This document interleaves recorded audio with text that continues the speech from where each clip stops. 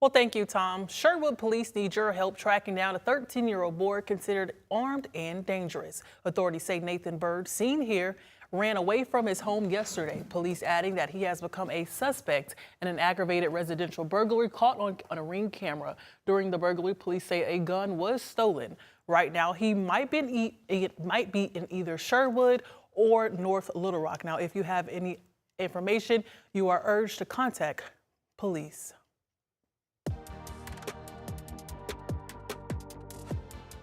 We have a THV 11 update concerning the two University of South Florida students who went missing just days ago. Their roommate has been charged with murder. The suspect is facing 2 counts of premeditated murder and the first degree in the deaths of Zamil Lemon and Nahida Bristi. The suspect appeared in court today and is being held without bond. A hearing is scheduled for April 28th.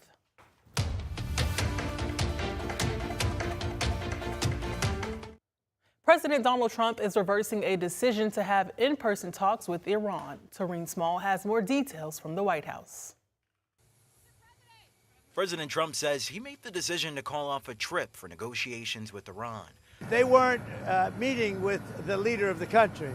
They were meeting with other people. And I said, we're just not going to do it. Too much traveling, takes too long. Too expensive. I'm a very cost-conscious person. Iran's Foreign Minister Abbas Araghchi met with Pakistan's president, who has been mediating the discussions. Araghchi tweeted that he presented Iran's position for any long-term peace deal, but President Trump says the proposal was not good enough. They gave us a paper that should have been better, and interestingly, immediately when I canceled it, within 10 minutes, we got a new paper that was much better. The president says the deal for the U.S. is simple. Iran cannot have a nuclear weapon, but the president's decision to continue the blockade in the Strait of Hormuz could threaten the peace.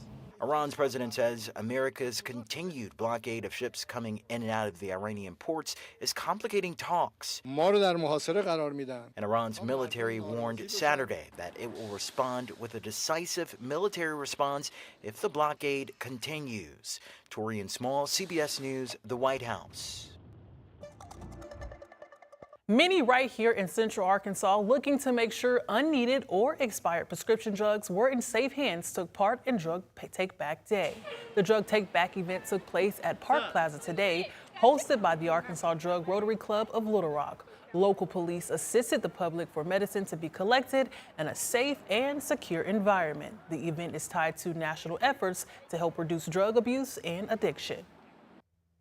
And 10 years after the opening of a nature-based preschool in West Pulaski County, kids and alumni showed up today to help support their mission. Ferncliff Nature Preschool opened in 2016 with 18 kids. Now they're up to 60. Today, they celebrated their annual hike-a-thon to raise money for scholarships to help other kids attend the school.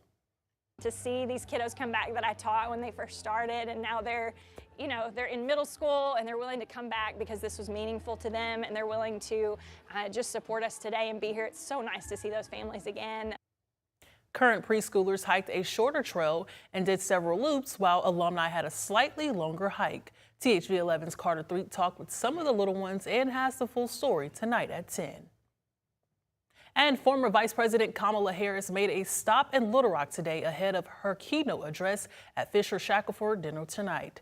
Ahead of her address, Harris visited Little Rock Central High School, a site deeply rooted in civil rights history. She was greeted by local leaders, including Mayor Frank Scott Jr., Superintendent Jamal Wright, and Central High Principal Nancy Russo. During her visit, Harris also met with Little Rock 9 member Elizabeth Eckford, calling the group heroes. Harris reflected on the courage of the students who integrated the school and the legacy they left behind.